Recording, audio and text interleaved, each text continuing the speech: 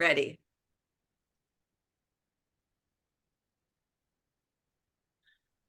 All right. Well, welcome to Fearlessly Feral Living. This is, of course, Reverend Karen, and you might notice I have a guest today, Reverend Christine Green, and I also have another guest. I think I'm going to come up with a name for this note-taking app, this Fathom thing, but I absolutely love it. The geek in me is very happy. What that little note-taking thing does is provide a summary of our conversation so that I can put it in the show notes for you to read afterwards if you are of the sort that likes to read show notes for podcasts. So I am going to introduce Reverend Christine in a minute here after I do my introduction. So welcome again to Fearlessly Feral Living. I'm broadcasting to you from the Woogie Ranch out here in the back 40 of Northern Nevada, where I'm a half an hour away from the nearest gas station and the nearest grocery store. Our mission here at Fearlessly Feral is to provide a strong and unshakable inner foundation that works for successful long-term living. Our purpose is to activate inner self-awareness, and our vision is a world in which everyone lives fearlessly feral, in other words, wild and free. So I'm doing something a little different with my introductions of guests. I've been asking them for a bio, and I have a bio that Christine sent me, but I've also started doing something that I learned from a previous guest, and that is to share with you 3 things that I know to be true about Christine. And I'll be very honest with you, how I get these 3 little tidbits, other than from the bio, is that I go to their Facebook page and I stalk their page and see what's going on in their world. So,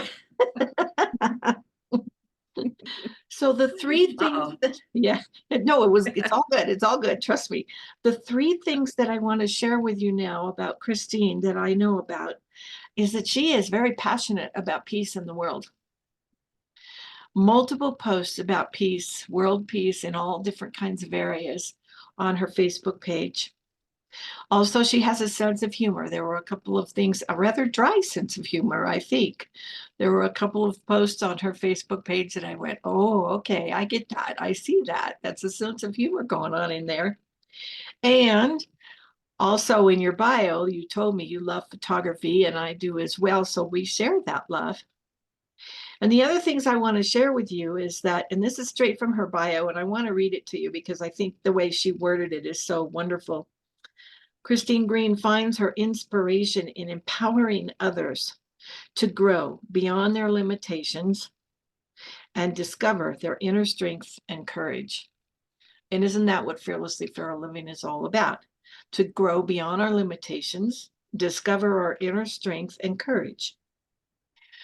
She is a multi-talented woman, author, facilitator, speaker, and minister. And I also, another thing I'll share with you about Reverend Christine is that I met her because we are both on the interim ministry team with Centers for Spiritual Living. And we both happened to be in a meeting one day when no one else had yet joined. We were both early. And we got to chatting, and I said, would you like to be a guest on my podcast? And she said, yes. And we were off and running. So that's how she came to be here today. And the other thing I want to share with you is that Reverend Christine has launched a new book. It's called Conscious Choices, A Woman's Guide to Clarity, Courage, and Connection. And she launched this book in March 2024. So it's only been out for a couple of months. And it sounds quite interesting. And that's how I would like to begin our conversation. Go ahead and hold your book up, Christine. And so you can show everybody. There it goes. That's the baby. That's the new baby. Bring it up higher so we can see it better. There. Conscious Choices, A Woman's Guide to Clarity, Courage, and Connection. So I'm going to start us off by asking you, Reverend Christine, how did this book come to be? What gave you the idea for it? The process of writing it, did anything change for you while you were working on this book? Tell me a little bit about the production of the book. Oh, well, first of all, thank you, Karen, for inviting me to be on your podcast. I'm very grateful, and it's an honor to be here with you. I'm grateful we had that day to ourselves and got to chat together. So, um, Yes. So, gosh, years ago when I started spiritual mentoring, I would work with I ended up working with women. It wasn't my plan, but that's who came, was mostly women. I did have couples and I did have men, but it's mostly women that I worked with. And they would share their challenges in their life, what they were going through, whether it's relationship or money or self-esteem or doubt. And I would share principles of truth that we have learned through CSL, Centers for Spiritual Living, and Science of Mind, and I would share these principles of truth, and it was really powerful that they would be so vulnerable to share what was going on, and I would share tools that they could use and these principles. And they would say, "Gosh, is there a book I could read about that?" So I referred them to all the New Thought authors and said, "Oh, yes." But they never really addressed the specific thing that they were going through, but they were generally in that area. So I suggested all of these. And then one day I got the inspiration. "Oh, I think I'm supposed to write this book." So I started collecting all of the stories. And what I decided is that so many women think that they're the only ones going through this process, Mm, that I'm the only one with this challenge. I'm the only one with this feeling. And so it was important for me to share their stories. So I share a lot of my stories and their stories in it to use as examples. Here's how Susie got through her self doubt. Here's how Mary got through her challenge. And so by sharing that, it brings it home. People can relate to it. And so I share the tools, the processes, the stories, and spiritual principle. And um, that's how it came into being. was it easy to write or was it difficult? It was many years. It was many years, and a lot happened in that time. I was writing it, and during that time, my husband became ill, and he had cancer, leukemia, bone marrow transplant, and he passed away. So while I was in the process of this, that happened, and I put this book aside, and I published a journal, Anatomy of Caring: Insights for a Patient and a Caregiver. Mm, Um, because what I saw as a caregiver, it's so important to jot down what you're going through because you have half a brain. I would go to the hospital and have a book to read. I couldn't read a book. I didn't have any brain cells. I was too mhm, busy talking with the doctors and the insurance company and all of this. So I kept a journal, and I realized the most important thing is a journal.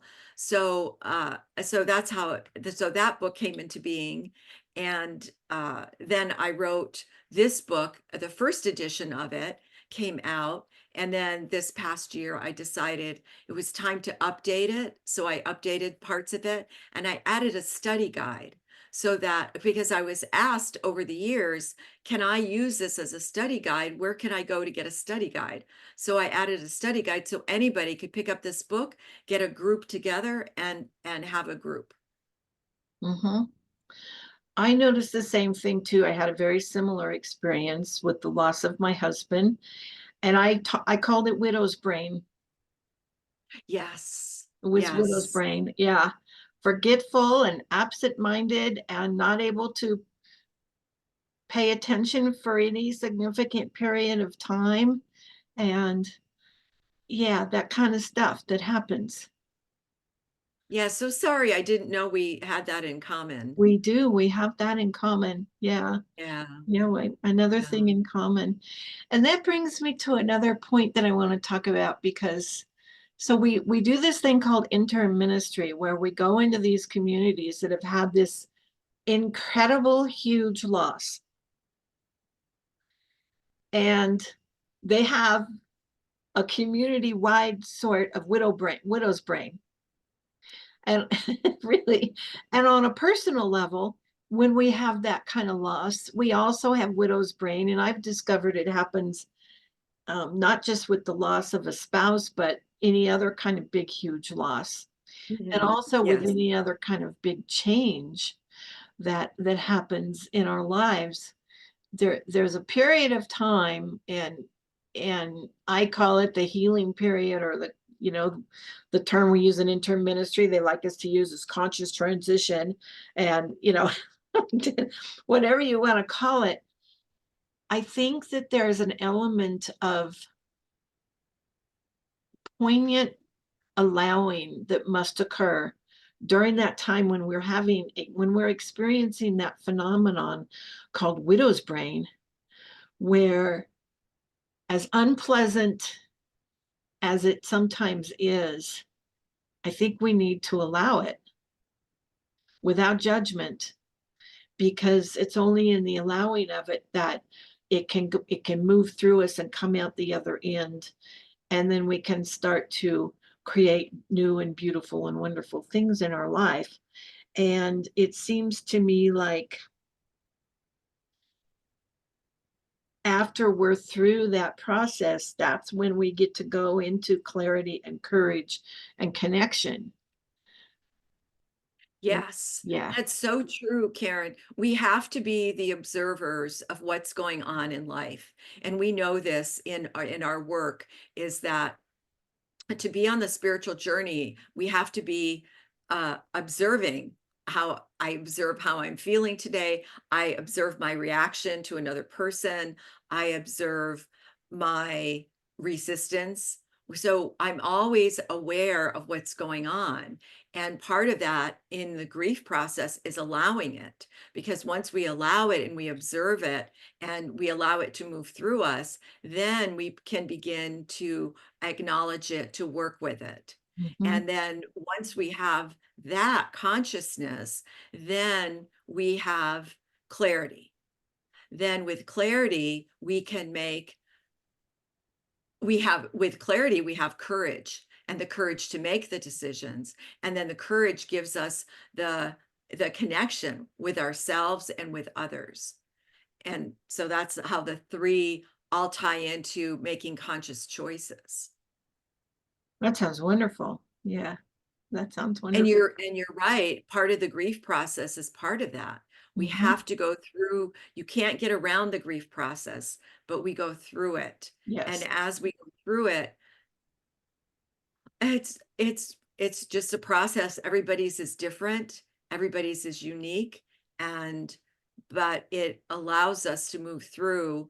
And I remember somebody telling me who had also had a significant loss, that I said, my heart was broken. And they said, yes, but what happens is your heart gets bigger, because we go through Mhm. that loss and the heart gets bigger, and we can hold more, we can understand more, we can see more than we did before. Yes. Don't you think? Did you find that true for yourself? Oh, definitely, definitely. And Yeah. yeah, it's been,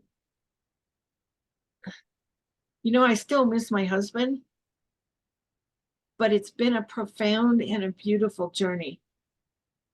Yes. It really has. It really has. Yeah. Yeah. Yeah. I want to speak to you a little bit about what you mentioned a few minutes ago about observation. And I call it the practice of personal self awareness or introspection. Observation is part of it. And what I have discovered with this spiritual thing that we do, that it is so important, it's essential to do that observation, to go within, to have that to cultivate that personal self awareness and do that introspective work. And yet, so many people are unwilling to do so. And I had a lady get rather defensive with me a couple months ago. We were just chatting, and I was telling her how grateful I was about being able to get to know me in this process. And we were talking about all kinds of wonderful things. And she said, Karen, it's really, really nice for you that you have all that time to spend going within, but I don't have time for that kind of stuff.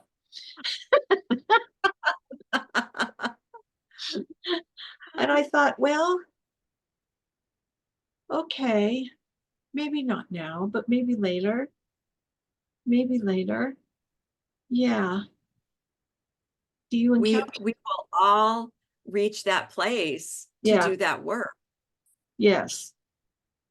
It actually frees us up, Mhm. as you know, because when we're able to have that introspection, we become freer because we're able to see what's going on with me, what am I feeling, what's happening with me, so I can have a greater understanding, so I can have a better relationship with you.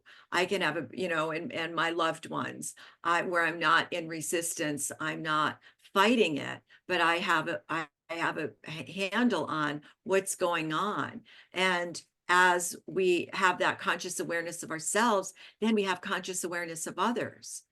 Mhm. And our theme in Science of Mind is having a world that works for everyone. Well, if I want that world, I have to understand myself so I can understand everyone else, so I can build a relationship with them, so I can have compassion for them and empathy. Mhm. I can um, speak for those that cannot speak up. So yeah. Yeah. So you've encountered that in your work with people. Oh That, yes. yeah. Oh yes. It's I think now more there's a shift happening and more people are wanting to do the work. They're Uh-huh. aware of it. It's really all around us. If you look, meditation is like the number one topic right now because we live in such an anxiety driven world that so many people are talking about meditation. People are talking about journaling. That journaling is the tool. Oh my gosh, I studied journaling eons ago, and have been sharing the tool of journaling with people, and it's Mhm. come around. It's like that's a big thing now because if we want to release anxiety, we have to pay attention. So Yes. all these tools we've known for a very long time are coming into mainstream. Yes. Yeah. And it's amazing to think that there are actual tools for journaling. I mean, it can be as simple as, oh, I'm just going to sit down and start writing what I'm thinking. Right, right. But there's tools that can encourage us to go a little deeper in, and Yes. and when we go deeper in, that's where the good yummy stuff comes. That's where the gifts start to come. The freedom that you speak about. Yes, Uh-huh. yes. I teach something called conscious journaling to be Okay. aware of what are the facts going on, because we often respond to our emotions rather than the facts. Hmm. And so by separating out the facts and identifying them, then we can begin to see, well, what really happened and what am I feeling? What's my emotion? And that gives us, again, that gives us more freedom, gives us the information we need to move forward. Yeah. Are you familiar with Julia Cameron's stream of consciousness writing? Yes, What yes. what's the difference between your conscious journaling and that?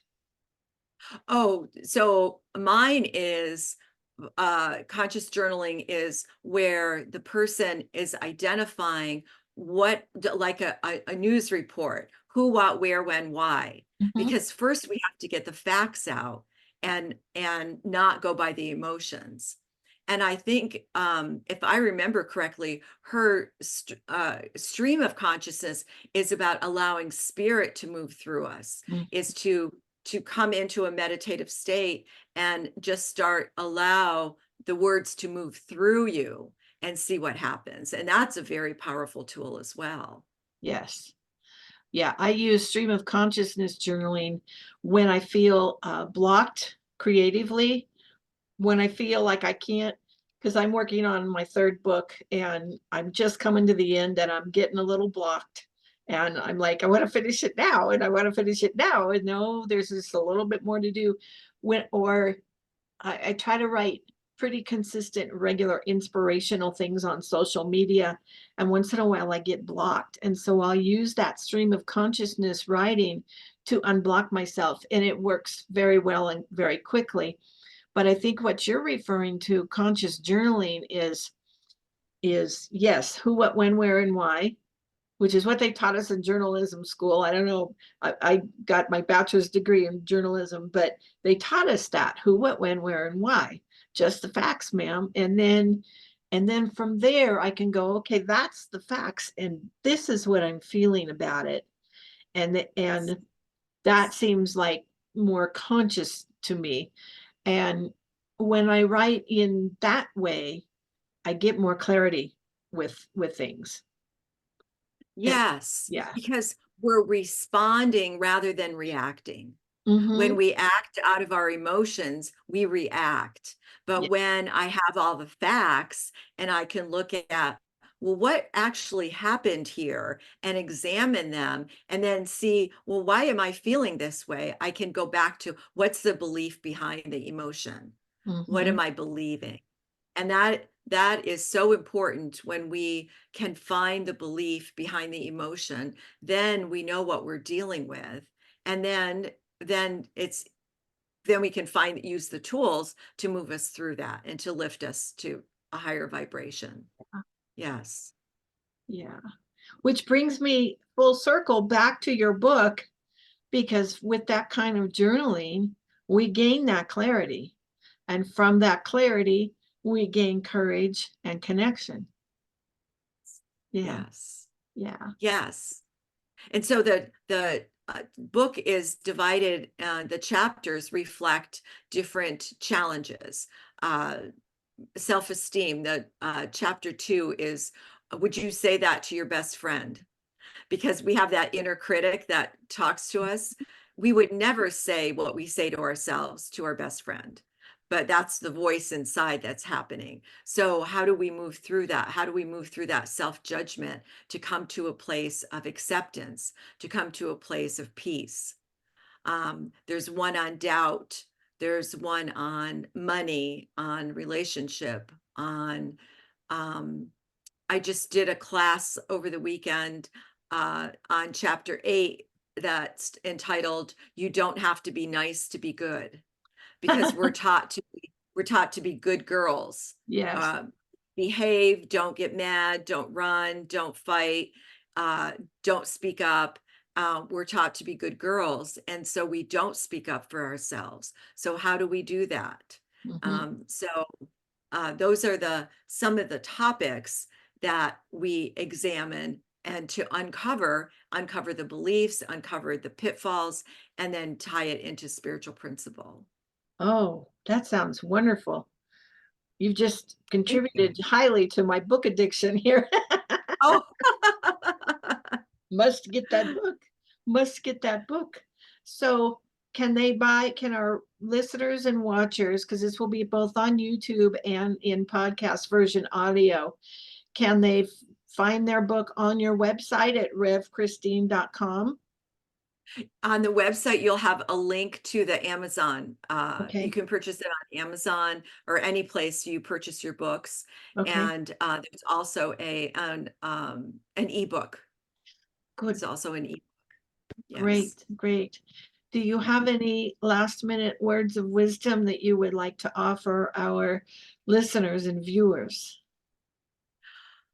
Oh, thank you. I think the most important thing is to be kind to ourselves, that Mhm. we are in such a challenging time in the world, and to be kind to ourselves, find a way to nurture ourselves and take care of ourselves.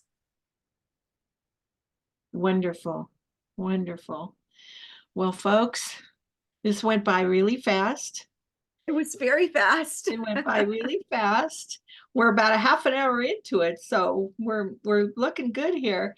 Once again, I want to thank you, Reverend Christine, for joining me on my podcast. It's been absolutely wonderful.